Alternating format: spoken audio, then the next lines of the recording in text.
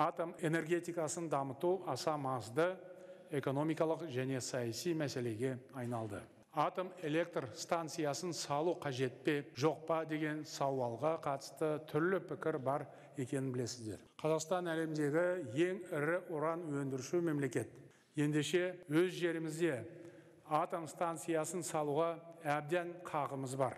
Кейбір сарапшылар шағын ядролық станциялар салу керек деген пікір айтады. Алайда көптеген азамат және бір қатар сарапшы ядролық станцияның қауіпсіздігіне күмәнмен қарайды. Семей полигоны халқымызға қаншама қасірет әкелгенін ескерсек, олардың күдігін түсінуге болады.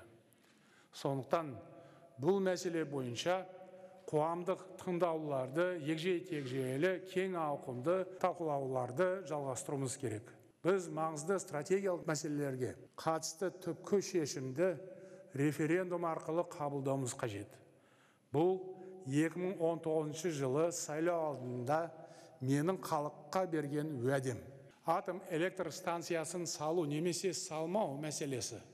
Бұл еліміздің болашағына қатысты аса маңызды мәселе. Сондықтан оны жалпы ұлттық референдум арқылы шешкен жөн деп санаймын. Нақты мерзім кейін анықтаймыз.